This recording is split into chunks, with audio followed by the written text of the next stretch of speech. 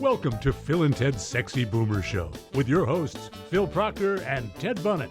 Phil and Ted's guest today is pop music's most endearing and enduring star, 5-time Grammy winner Weird Al Yankovic. And now, your sexy boomer hosts and masters of self-parody, Phil Proctor and Ted Bunnett. Welcome to Phil and Ted's Sexy Boomer Show. I'm Ted Bunnett. Yeah, and I'm Phil Proctor, and we're very, very, very pleased today to be talking to Weird Al Yankovic. Hey guys, how's it going? Welcome. Thanks so much. Glad to be here in your backyard, so to speak. Yes, you're up in our upper patio, my upper patio here in Benedict Canyon. We got out of the bunker today just to, let some air circulate in there, okay? And we figure we're in the open air, so we have taken off our masks, okay? and there will be hugging, Al, but at a safe social distance. Absolutely, yes. We've been inside for months now, and Phil and I are just trying to break out when we can and see each other. So we're at a very socially safe distance. But we always have been, haven't we, Phil? Well, we've been kind of at a cold personal distance Yeah, from one another. yeah. I don't know if that counts. We've always been distant, but now we're actually medically distant. I'll remain emotionally distant just to help things out here. Thank you. Thank you so so much. much. You are a fixture in so many people's consciousness over the decades. Everybody knows about Al. Yeah. But do we really know Al? I can answer that, Al. If you remember, the first time that we met face to face was at our dry cleaners. Wow. Do you remember that? I'm going to take your word for that. I don't actually, when would that have been, like 83, 84? Something like that. I can remember what you were wearing. What? And what you took from the dry cleaners, some shirts that they had actually ruined. And we had a talk about legal representation and things like that. But I had to go do some shopping at Gelson's, so I kind of left you in a lurch, which you drove home in fact. Wow. That's impressive. Well, we like to inspire one another. We obviously all love to play with words, whatever they are, and how slippery they are, and how evanescent they are, and how they can have so many different levels of meanings, at least from the Fireside Theater perspective. But that's the way I think. I think associatively. Now, I know that when you're working on your song parodies, you are an intense deconstructionist and reconstructionist, right? I mean, you really are a perfectionist. Yeah, I mean, people write it off like, oh, he was just doing this silly comedy, and my 4-year-old makes fun of the songs on the radio, and it's not quite what I do, because I spend a lot of time, I obsess over every single syllable. I want to make sure that it scans rhythmically. When the New York Times did a piece on me, they kind of documented my process a bit. I mean, for every verse that I write, I've got like 12 different variations. Like every line, I try to see if I can express that thought slightly differently. Wow. Change the words around just a little bit, or use a different word, because there's a lot of different ways you can say something, but in my mind there's only one way has to be the best. So I explore all possibilities, and that way I'm more like Edison than Tesla, because Tesla would just like go, okay, well, this is the best idea, obviously, and Edison would say, no, let's think of all 1,000 possible variations and then figure it out. I have employees I have to take care of, right? The art of the parody is much more than meets the eye or the ear. From what I read and actually spoke to friends who are professional musicians, a friend of mine, Marty Rifkin. Absolutely, yeah. And I mentioned that we were going to talk, and the first thing he said was, it's all about music for Al. That's really nice to hear, man. I feel bad for my band sometimes, because I don't feel like they get the respect they deserve. But they've been playing with me for over 30 years, and they play every genre imaginable. And I think they're, in my unbiased opinion, I think they're, the best band in the world. And they don't often get the respect because we do comedy music. And some people, I mean, there's a part of their brain that thinks, oh, it's comedy, therefore it can't be as good or include as much craft as a quote-unquote normal song. And that's just not true. I mean, the only difference is the lyrics are humorous, and everything else has to be just as good, if not better, than the original. That's what Lin Manuel Miranda said. He calls himself a Weird Al obsessive, and he credited you as an influence on Hamilton. That's amazing. Yeah. Yeah, he Isn't said that that something? he once lip-synced Taco Grande in front of a 6th grade class, and said that he preferred Weird Al songs to the originals because you're a perfectionist. Lin has become a close friend of mine, and that's just so nice to hear because, we just have so much mutual admiration. But, Lin would talk about how he learned through me that music, that genres are fluid. Like listening to my polka medleys, he realized that, just the way that a song is presented, is malleable. Just because a song is first perceived in a certain way, it doesn't always need to be perceived that way. It can be changed around and it can be fluid. That's right. Yeah. Yeah. That's right. The only time the Firesign Theater did a completely musical album was called Fighting Clowns, artwork by the late great Phil Hartman, and we called ourselves the Eight Shoes. Okay, and we went out to a thrift store and we found 4 matching robin's egg blue tuxedos, right?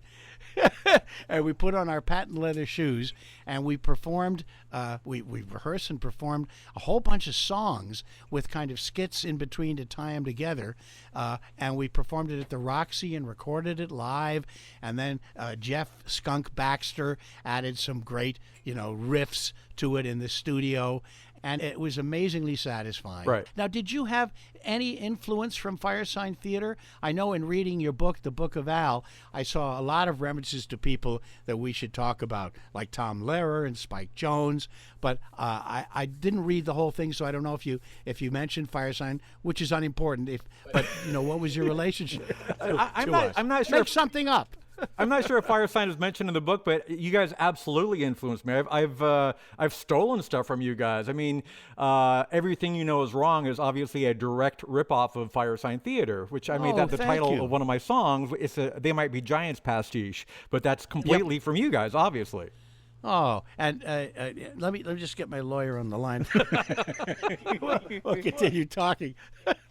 When you do parodies, people like to riff off of songs and they think it's just slapdash, just throw some funny words together and the music's already written, you're just reflecting it. But that's not how you work. I read that you go into a deep trance state for quite an extended period. Yeah. And you just whittle word by syllables into line by line. And this is a very meticulous process for you. Yeah, it's maybe when I first started out, when I was just like goofing on the Dr. Demento show, I would like whip out lyrics in a very short period of time. I think when I did another one, Rides the Bus, that was written in like 20 minutes or something. That was just, I need something funny to do on the show this weekend. But after I started getting a little bit of popularity and people started to actually care about my body of work, I realized, I have to live with these songs for, quite an extended period of time, so maybe I should put some thought and effort into this. So now whenever I write anything, it involves a lot of effort, and I agonize over every semicolon that I that I write. That's one of the many reasons you have so many Grammys. And I thanked the Firesign Theater in my first Grammy speech. Yes, well, that's right. Was that your first Grammy when you destroyed our chance? That was, yeah. No, I remember we were at the party the night before the Grammy party, and we made a pact. Like if one of us won the Grammy, we had to thank the other person. So that's right. So I won, and I thanked you. Well, if we had to lose to anybody, losing to you was, And what were the 2 works? Oh gosh. Mine was Eat It in 80. That would have been 84, 85. So what was yours? I forget. Was it the Three Faces of Al? Right. The first comedy CD? Was that the very first comedy CD ever? Yes. Yes, right. We pioneered that particular expression. And you were going up against Eat It. And we did. And in fact, on the cover of one of these magazines that was out there then, I don't know, Electronics in Your Ear or whatever it was, they had a picture of us at dinner. This is for the cover, eating CDs. I know. Ooh. See, that just shuts you right up. Yeah. Yeah. You just remind me that so many brilliant photographers that year had photo setups with me eating things. So, yeah, that was one of many, I'm sure. Well, I want to tell you one thing, because you are talking about how agonizing the process of writing can be, and then how satisfying it is when you've got it and it's accepted and loved. Firesign Theater, 4 guys writing together. I could say exactly the same thing. Okay, my zombie state would be we're working on some album or something. I go to sleep, and I'd wake up in the middle of the night, or sometimes, if I don't know if that happens to you, and there'd be the line that I wanted or the idea that I wanted, and I'd write it down in the dark, and then in the morning I'd look up and it'd say, yeah. And I go, great, I'll bring it into the guys, they'll love it. And we used to agonize horribly over various ideas and words and all kinds of stuff. And then we'd go into the studio and we'd start improvising, and sometimes we'd just throw the scripts away because that was like a blueprint for something that we were going to build on the spot, and we'd come up with some great stuff. Wow, I had the same experience. Whenever I write, I always keep a pen and paper by the nightstand by my bed, because most of my ideas come to me in the middle of the night when I'm half asleep, and I'll wake up and I'll have a great idea. I'll write Bargle Noddle's house or whatever on the paper, because I've learned that if I just think, oh, this is great, this is brilliant, I'll remember it in the morning. That is never the case. No, never. It's never the case. No, it's terrible. It's terrible. We put together sort of a chronological outline preparing for this conversation. What a fascinating background you have. Even in the early days, your mother served you a bowl of sauerkraut every morning for breakfast? That's lyrics on one of my songs, and I have to warn you, not all of my songs are completely autobiographical. I'm so glad to hear that. Well, I'm not, because I'm of Amish ancestry, and I loved your Amish Paradise parody. But I just finished pork chops and sauerkraut with apples and onions, which I made. Okay, sauerkraut is like a staple of our Amish diet. Now I'm really glad we're socially distanced. I actually ate a lot of sauerkraut growing up, so I think my distaste for sauerkraut is the one lie that I tell in that song. Everything else is true. And you're a vegetarian still? I am. A vegan? I lost my card-carrying vegan status because I do cheat on cheese every now and then, cheese on ice cream every now and then. So I'm leaning vegan, but oh, cheese on ice cream, Parmesan and Rocky Road, my favorite. Yeah. Oh, God. Even Rocky Road. Rocky Road is a double threat because the marshmallow in Rocky Road is usually made with gelatin, so that would not be vegetarian. How long have you been a vegan-vegetarian? Since about 92. Great. What made you do that? I read a book called Diet for a New America that was given to me by a friend, and it made a pretty compelling case. And I just thought, yeah, okay, let's do this. And I haven't looked back. I remember that book was printed on soy paper, and you could eat it. Yeah. Well, here we go. Right. Well, listen, Al, you were kind enough to invite my wife Melinda and I to see your show, I think down at Orange County at the county fair years ago. And I was absolutely blown away at the energy that you had on that stage. Well, thanks. Also, the band. Oh, my God. The power of that band. And your costume changes and your video inserts and everything. I mean, I was humbled to see what you did.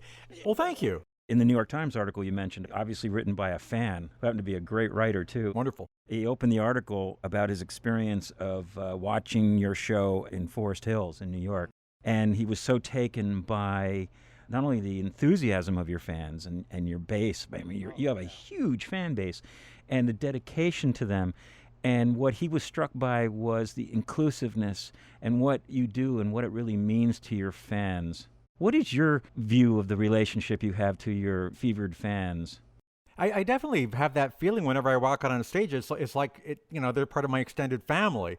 I mean, a lot of the people that come to see me in concert, they've been coming to shows for decades now, and now they're bringing their kids, and it really does feel like they're my friends. So at the end of the night when I say I love you all, I mean that's sincere. I mean I definitely feel like I have a bond with these people. And you come out after the show and spend a lot of time with them. As much as I can, yeah. I mean, sometimes I spend more time after the show, hanging out and signing autographs and taking pictures than the actual show, But it's great for me and it's great for them, and I like to, hang out. I hope that someday in the future we can do that again. Yeah, for sure.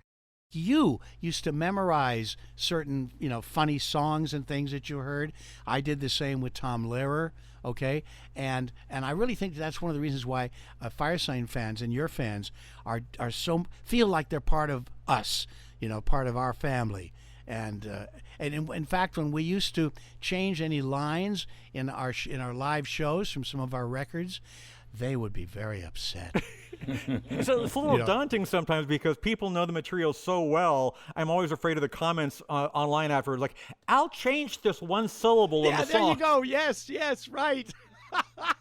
That's not the way it is on the single. I wrote the song. It's my prerogative to change it at a moment's notice if I feel like it, okay? Here. Right, right. What do you think it is that people are so connected to you? It's hard to say. I mean, part of it's just, the sheer longevity and tenacity, and I've just been doing this for a very, very long time.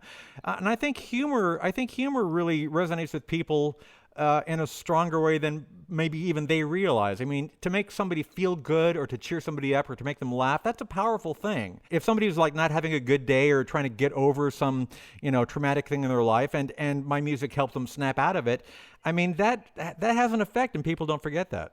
Someone described you as a sober, clean-living, fiscally responsible, extraordinarily well-preserved, consummate mensch with a pristine reputation. Ooh. And I think that really just boils down to you're just a really nice person. Oh. Well, I like that reputation, but it always confuses me a little bit because most of my friends are nice. I mean, I don't know a lot of jerks in the business. I'm sure there are, but I mean, you guys are nice. I mean, why do I get the reputation? I like it. I'm not going to say anything against that, but yeah, I like being I like being known as nice. Why not? People have said that you are the nicest person they've ever met Wow. or worked with. They should get out more. I wrote it. In a set or situation where you're given some lines and there's a curse word in it, you'll just politely, of course. You tell them to screw off.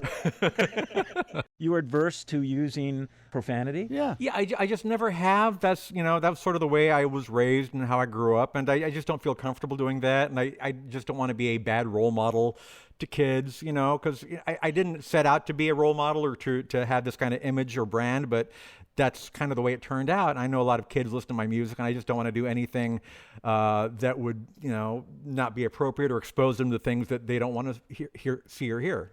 And that's wonderful.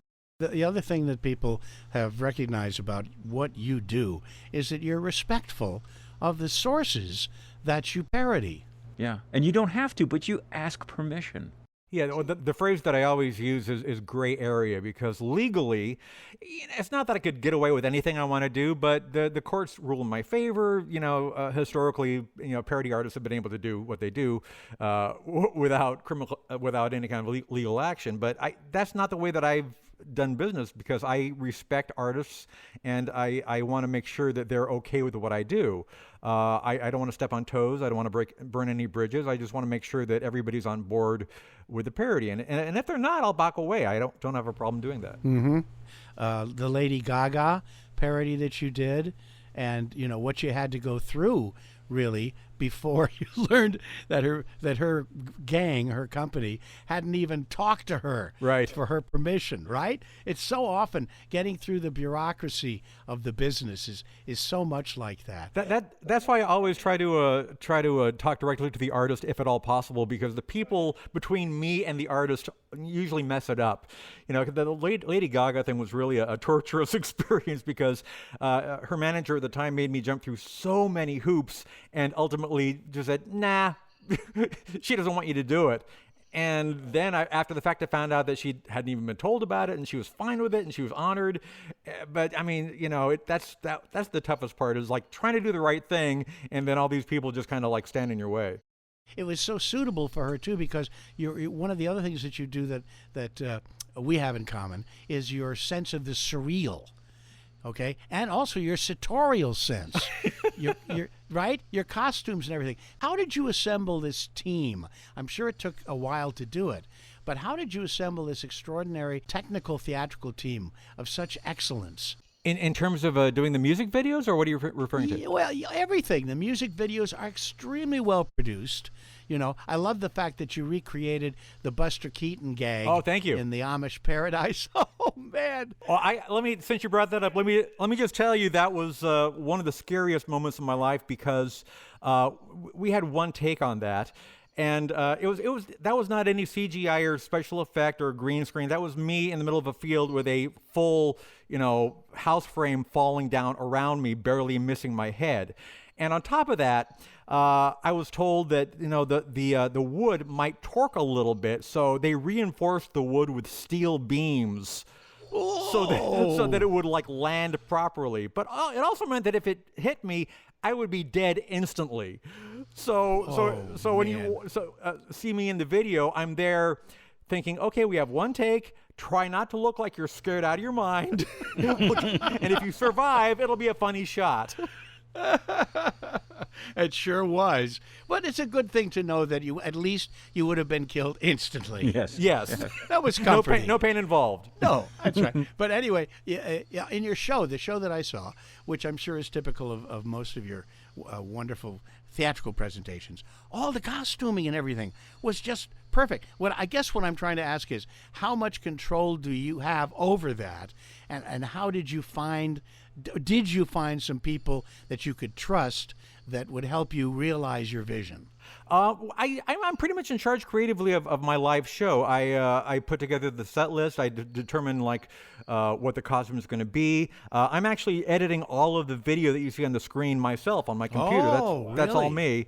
So but obviously I'm not the person sewing the costumes together. So I hire the appropriate people to actually build the wardrobe. Right. The fat mask that I wear on stage was actually created by Kevin Yeager, who's one of the top special effects guys in the business, and he did the original fat costume back in '88. But yeah, I try to work with very talented people, and from my band on up, and that it makes me look good. One of the things that I enjoyed so much in your show was it's the Eat It number, right, where you wear the fat suit. Yeah. And you jump up in the air and come down on the stage, and everybody in the auditorium was lifted off their seats by the force of your landing. And I just loved that. It was like hell's a poppin'. Molson and Johnson. They did immersive theater where things would happen in the audience as part of the show, and people would pop up in the audience. It's actually the first time I was ever on the stage, now that I think of it, in New York City at a performance of Hell's a Poppin'. I was called up to do a hula dance. And I remember looking off to the side of the stage and seeing a big fat stagehand smoking a cigar standing off stage, and I went, "This is show business. I want to do this. Pretty girls and fat guys with cigars, let's go." So that was your epiphany. That was your moment. In your childhood, you had a fat guy with a cigar? Yeah, I did, but a door-to-door salesman came and with musical instruments, and you had a choice between a guitar and an accordion at age 7. Is this a true story? It is. Yeah, I think I think I was maybe 6 at the time, because I remember my first accordion lesson was the day before my 7th birthday. And it sounds like a joke, but at the time when they were door-to-door salesmen, imagine that today. But at the time, somebody came around our neighborhood and knocked on our door, and they're from a music school, and they asked my parents if their young child would like to take accordion lessons or guitar lessons. And my parents, in their infinite wisdom, decided that I would be much more popular in high school if I took accordion lessons, because who wouldn't want an accordion player at their party? You're a one-man band. You're the life of any party. This is during the era of the Beatles and the 60s rock and roll scene, right? I think this is about the time that Revolver came out, so the accordion was just really coming into its own. Now, were your folks musical at all? Not really. My mom, not really. My dad thought he was musical. He picked up an old guitar for $10 at a garage sale, and he would strum it tunelessly and sing at the top of his lungs. So I don't know if you'd call that musical or not, but maybe that's where I got some of my shamelessness. Yeah, right. He was a World War II hero, a double Purple Heart awardee. Yes, indeed. Fought in the Battle of the Bulge. Wow. So did my dad as well. Nice. But your dad was also a bit of a goofball. Did he give you your irreverent sense of humor? I think so. I think I'm a little bipolar that way, because my mom was very, reserved, and my dad was very gregarious and outgoing and kind of a goof. So I've definitely got a little bit of both of that in my personality. I kind of, change depending on the situation. But yeah, I kind of have both extremes from my parents. Your mother sheltered you. Mary was her name. She really sheltered you and protected you. And as a result, if I read correctly, you didn't have much of a free social life when you were young. You didn't have any, according to the stuff I Well, read. according to the book. The Book of Al, right. Okay, I was trying to be polite. Tell us a little bit about that, because it seems like when you finally did break away from that, you really broke away from it. Yeah, I mean, I didn't go wild or anything, but I did enjoy my freedom at the time. I started school early. I started high school when I was 12 years old and graduated when I was 16. Valedictorian.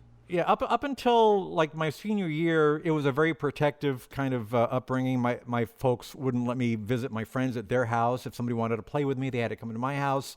So my mom could keep an eye on them. She famously would watch me through binoculars out the kitchen window because my high school was right across the street from our house.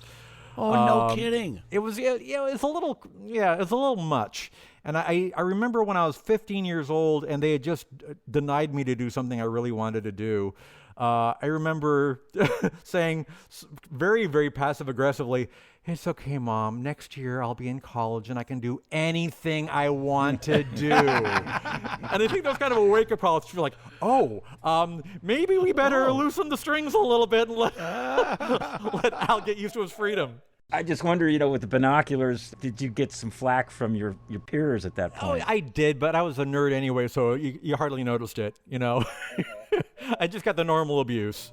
You got the moniker Weird Al because of your nerdiness, really, right? In college. Right. I wasn't trying to be weird, but people thought I was sort of unusual, and and I got that nickname, and it wasn't an affectionate nickname, I don't think. I was, there goes Weird Al, and I just kind of took it on professionally because I just wanted to own that. I wanted to say, all right, fine, I'm weird. Let's run with this.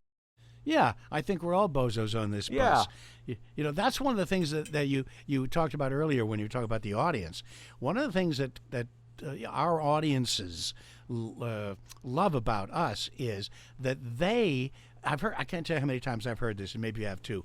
You saved my life. I thought I was the only crazy person. I thought I was crazy until I met some other people who also liked the Firesign Theater and had memorized, a side of their album. And I realized that I'm not crazy, and there are other people who think creatively like I do. Have you had people talk to you like that? Oh, yeah. I mean, people talk all the time about how when they go to a Weird Al concert, it's sort of like they're finding friends that they never knew they had, that they belong to something, like, oh, there are other people that enjoy this and think this way, and I'm not alone. That's right. You're listening to Phil and Ted's Sexy Boomer Show with our special guest, Weird Al Yankovic. We'll be right back. Hello, dear friends. This is Eric Burton. Yes, they did take away our music, but now you can have it back on these 3 wonderful voice prints of the 60s. All your magic memories of flying over the music capitals of the world will come rushing back with the first twang of a lead guitar. Now listen to all the monsters of the 60s at once. The Rolling Who, Derek and the Taylors, Clive Beadle, Bing Crosby, Stills and Ogden Nash. Songs like I've Got My Hand on Your Mouse, Helicopter 59, Tight Shoes, I'll Be Gumping You, and hundreds of others. Goodness gracious, great God Almighty, it's like having Now right in your living room. So don't wait till the midnight hour. Send 15 seconds in code or credit to Rock and Roll Memory Bank, Hong Kong, New York, York. You're listening to Phil and Ted's Sexy Boomer Show. To hear all the Sexy Boomer shows and get your hands on our Sexy Boomer bumper sticker, visit sexyboomershow.com. Look for Sexy Boomer Show on Twitter and Facebook. Subscribe to our podcast right now by clicking the subscribe button in your podcast player. Back to Phil Proctor and Ted Bonnet and their special guest, Weird Al Yankovic. Al, there's a parallel to someone else who also was teasingly nicknamed Weird and later became very well known and successful. Mm-hmm. My first job in radio was the last freeform rock and roll station in the New York area, and we were there about a year, and a new hire came in. His name was Howard Stern. And he was still very much a straight DJ. And this was KRP on acid. I mean, this was a wild rock and roll, unsupervised radio station. And Howard comes in. In private parts, he very faithfully recreates exactly what he looked like and how he behaved, which was, "This is Howard Stern with you from 10 till 2 today." That was Howard. Yeah. And what about that new guy? Well, he's really nice, but he's really kind of weird, isn't he? Yeah, he's kind of weird. So everybody had a nickname, and he was given the name How Weird. And he hated it at first. And he literally came in at one point and said to me, "Why does everybody call me How Weird?" And I used to kid back with him. I said, "Because you're weird, Howard." He goes, "Ah," and he'd walk out of the room. And he was uncomfortable with it at first. And then he did embrace it as well for a while in his early career. He went by the name How Weird.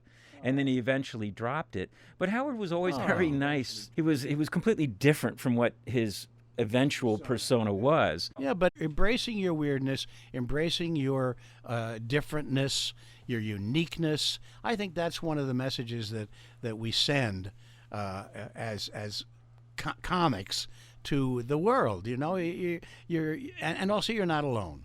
All those things are very positive. I've gotten so many wonderful letters from people that are saying, you know, they felt different, they felt like an outcast or an outsider, and listening to my music made them realize it gets better. You can, it's okay to be different.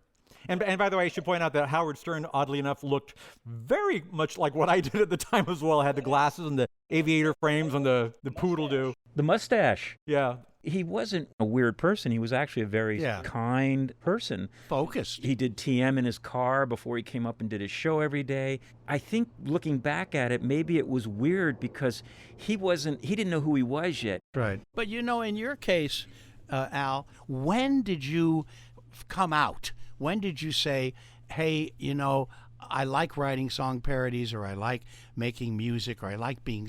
Oh yeah, you were a class clown, weren't you? I don't know how many people really thought of me as a class clown. I was like the high school valedictorian. I was more of the straight A student, prototypical nerd. You know, my close friends probably enjoyed my humor, but I think other than the people that were exposed to me through the Dr. Demento show, I don't think a lot of people in high school thought of me quite that way. But yeah, Dr. Demento was really how I, you know, really kind of came into my own. That was your coming out? Yeah. When did you start sending him material? Oh gosh, I think my first, when I was like 13, I think I sent him my first tape, and I don't think he even kept that. I think that wound up in the trash. Wow. I think there were a couple before this that he played, but the first thing that caught any attention at all was My Bologna, which wound up being eventually released, you know, on Capitol Records. Now, how did it turn out that you ended up working at Westwood One? Well, Westwood One was the company that syndicated the Dr. Demento show, so I kind of had a foot in the door. So when I graduated from college with a degree in architecture that I knew I was never going to use, I thought, well, maybe I'll, you know, take a, you know, minimum wage job in the mailroom at this place, and at least I can be on the fringes of, you know, rock and Dr. Demento, and have at least be around the people that I'm trying to emulate. So, and it was nice. I mean, I was doing grunt labor and getting people's lunch and taking out the mail, but at the same time, I would bump into Frank Zappa. I would bump into like whoever was like being interviewed that day. So it was actually a pretty cool gig. The moment that sort of happened for you was at Cal Poly, where you were using the bathroom because of the acoustics when you were doing the NACS on My Sharona, and there's a plaque in the bathroom saying this is the birthplace of Weird Al. That's pretty amazing. I think the plaque just went up a couple years ago, but it's pretty mind-blowing. They called that bathroom Studio 229 because it was directly across the hall from the old campus radio station. And whenever somebody wanted to sound like they were doing a remote, they would run lines from the production room into the bathroom because it had this nice reverb sound. It sounded very sure. It's a very nice sound, and we thought, oh, well, we'll just record in there. So that was that was the place. We just set up the mic next to a urinal, and I rocked it out. When you first got started, you wanted to find a producer for your record, and you met up with an old hero of mine, Rick Derringer. Yeah. I was a big Johnny Winter, Edgar Winter fan, and Rick Derringer was always there with them. Now, he was just starting out as a producer, right? So this was early on. Yeah, I don't know. I'm not sure what he'd done producer-wise. He was a rock god, obviously. But this would have been like 1982 that I got involved with Rick. And the way that happened was his manager at the time, Jake Hooker, was part of the Arrows, which was the band that originally recorded the song I Love Rock and Roll, which Joan Jett covered.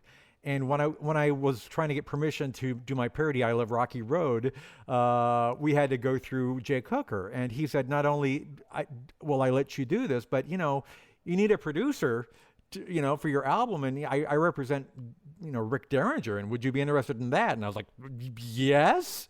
And Rick was into it, and that was the beginning. Rick produced my first 6 albums, my entire output during the 80s. Wow. What was it like working with him? Amazing. Rick was so great, and I mean, just a guitar legend. Eddie Van Halen just passed away, and Rick totally copied his guitar solo for the Eat It video, because Eddie did it on Beat It. And I have such a strong memory of him recording that solo because, I mean, the solo's, 10 seconds long or something, but in the studio, he played the solo like 10 seconds long, and after it, he was literally drenched with sweat. He was like, he put so much into that, it was just palpable. It was just amazing to watch. But yeah, just a great guy, too. Can I ask you, Al, what were some of your early influences? I know Elton John and the Yellow Brick Road was something that kind of got you into the rock and roll era. But when you were a kid growing up, did you listen to Spike Jones? Did you listen to comedy records in general? Yeah, again, through the Dr. Demento show. I mean, obviously Fire Sign, but I mean, my Mount Rushmore of influences that I always credit are Spike Jones, Stan Freberg, Alan Sherman, and Tom Lehrer. Those are probably the main 4. But I mean, on top of that, obviously, Shel Silverstein and SVTV and Zappa, and the list goes on and on and on. I mean, I draw from a lot of influences. And did you know that Tom Lehrer invented the Jello shot? I think I'd heard that before. He did that like back at Harvard, I guess? Yeah, well, at his school, wherever he was teaching, because he couldn't have a bottled whiskey in his office. So he would make Jello shots and put them in his refrigerator. I love that. Interesting. A record that had a major influence on me was all of George Carlin's work. George Carlin. George Carlin's AM/FM really was a breakthrough album, and you literally transcribed the album on a manual typewriter. Yeah, and that was one of those albums because of my protective upbringing. I'm surprised that my parents allowed me to buy that album in the first place. But when I listened to it, I had to listen with my ear right up against the speaker because I didn't want them to hear the dirty words. Right. Here, I'm going to sing something to you, and you tell me if you remember hearing it. When der Führer says, wie ist der Messerreis, wie heil, heil, right in the Führer's face. Not to love the Führer is a great disgrace, so we heil, heil, right in the Führer's face. I love Spike Jones, but why does he have to get so political? Come on! Yeah, I think they used it also in a Disney cartoon called Naziland. Oh, yes. Yeah, where all the Germans were squirrels, and I think Donald Duck was prepared for war, and oh my God. Going down this list of your hits, Eat It, Huey Lewis's I Want a New Drug to I Want a New Duck, She Drives Me Crazy, She Drives Like Crazy, Addicted to Love, Addicted to Spuds, I Think We're Alone Now, I Think I'm a Clone Now, Zoot Suit Riot into Grapefruit Diet, and Girls Just Want to Have Fun into Girls Just Want to Have Lunch. These are not political songs, are they? No. No, in general, I actually try to stay away from politics just for 2 main reasons. One is that it ages very poorly. Especially these days. I mean, the news cycle is like 5 minutes long. But even back in the before times, political humor doesn't have much of a shelf life. So that's one big reason. And the other reason, especially these days, is it's so polarizing. I'm not anxious to lose half my fan base or have hordes of people trying to actually kill me. So, I tend to stay away from politics in general unless I can do it in a way that's, I think, is very nonpartisan. That's a credit to you that you've been able to have such a successful career and not getting political. That's right. And keeping it G-rated and clean. I'm thrilled because for once we can put out a podcast that doesn't have the explicit warning on it. Everybody always drops the F-bomb eventually. That's a credit to you in this cynical day and age, and it's wonderful. Well, thanks. One of the things that I admire so much about your career is that you have, how can I say, exploited in a very creative way the various kinds of media platforms that have been evolving over the 30 years that you've been doing this work. Yeah, from being a godsend to the early MTV. MTV, that's right. That's admirable. Oh, thank you. I'm not going to swear that I'm never going to put out another album, but I'd say it's highly, highly unlikely. I just don't feel like, which is ironic because my last album did extremely well, but I feel like it's better for me to just be more responsive to contemporary zeitgeist, to just do stuff when it feels appropriate and get stuff out there when I feel it should be out there. And because in the old model, I would have to wait until I had 12 songs and then put them out all at once. And some of them would be timely, and some of them, this would have been better if it came out 2 years ago, you know? When my contract ran out after 32 years, my label was very anxious to sign me up for another period of time, and I just didn't want to do that because I didn't want to feel encumbered. I like the feeling of not owing something to somebody. And also, if you're not under contract, you don't have to get permission from people. Because I've in this year since Mandatory Fun, I've done a number of projects where under the old circumstances, I would have had to officially contact my label. Is it okay if I work with this person? Is it okay if they release this? And they'd have to make a deal, and it got very messy. And I like the idea of me being my own person and just doing literally anything I feel like and putting it out whenever I feel like, and not have to wait in a way that would be better for the record label.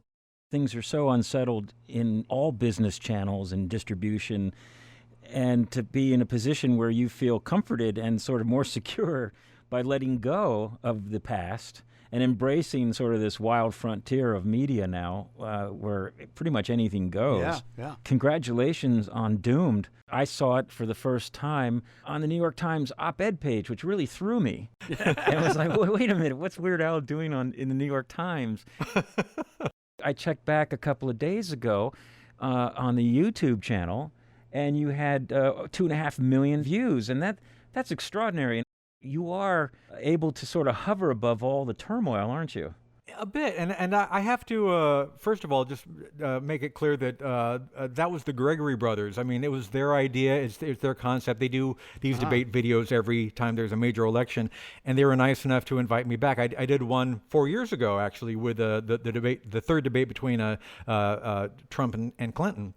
And this was fun to do. And I actually recorded, I hate to give away the magic of it, but I actually recorded my part 2 or 3 days before the actual debate because we knew what the topics were going to be. We had a pretty good idea that it was just going to be a train wreck. And so I recorded my questions, again, nonpartisan. And then the actual night of the debate, that was all the Gregory brothers staying up all night long and editing all those clips together. So they were really in charge of the content there. You are the master of the trade. I mean, you don't do political, and yet you just got well over 2 million downloads of parodying a political debate. Yeah. What is the distinction there? Where did you not cross the political line? Well, a lot of people have said that piece is slanted, and I don't think it is, but whether it is or not, that wasn't me doing the slanting. I thought my questions were very nonpartisan. They were very open-ended questions. In fact, if you see me in the video, you see me going, well, and and oh. And so, and all those reactions were also recorded ahead of the debate. I didn't know what I was going to be reacting to. They just said, oh, give us 20 or so different random reactions. And I did, oh, well, so. And then they edited it in after the fact. So I didn't know at the time what I was even responding to. Having seen so many of your videos over the decades, watching this one, there's nothing like being in the moment and turning that around within 24 hours of the debate. It was so powerfully relevant, and it really put a spotlight on you again and how good a singer you are. Oh, thank you. What kind of amazes me is I recorded that at home downstairs on the same microphone and the same setup that I'm using at this very second.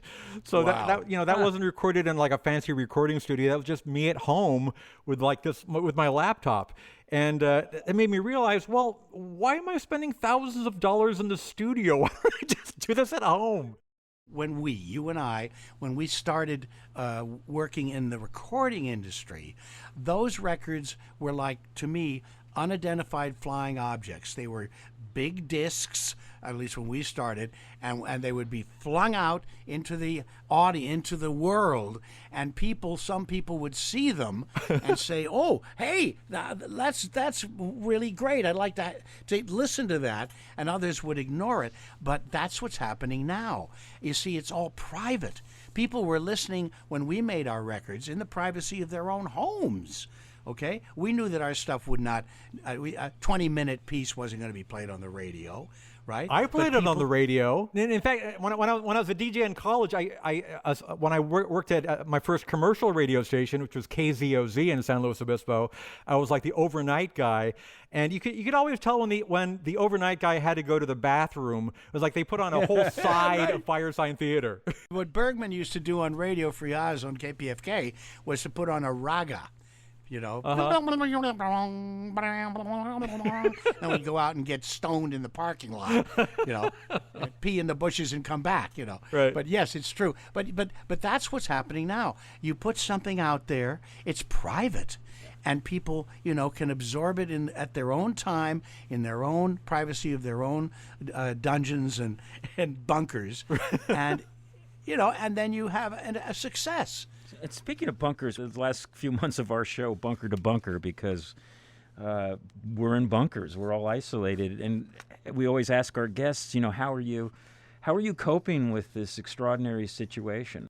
Another parallel, we both had a kid in 2003, so we both started late in life, which it's turned out to be a gift for me, because I was just much more present. Oh, totally. I mean, I'm glad that I had a child at this point in my life, because I feel like I can, you know, appreciate it more now and focus more of my attention on raising my kid, and it all worked out very well. Is she in 12th grade? Yeah, she's a senior. She's in her senior year.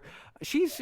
I mean, you know, I'm dealing with the pandemic as well as I possibly can be. I mean, I wish, you know, we lived in a normal world right now, of course. But you know, I'm okay staying at home all the time.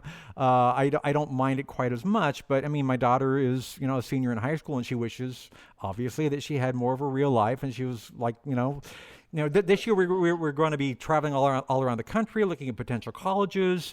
She has a lot of friends that she wants to be hanging out with, so it's a bummer for her most of all. Our daughter her whole social life is circled on music, and senior year, she's section leader of her marching band, which is her pride and joy. And you know, marching band right now, remotely, not quite the same thing. I just feel so bad for her because she's not going to get it back.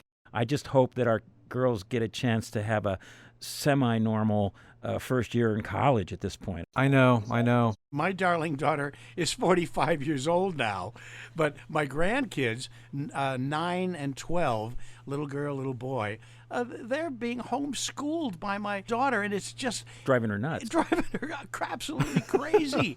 Crazy. I think we're lucky that our kids are seniors in high school. At least they're getting a year of independent study ahead of time. Right. We set up a desk in her bedroom. We said, honey, this is like your first year of college in a dorm room. Yeah.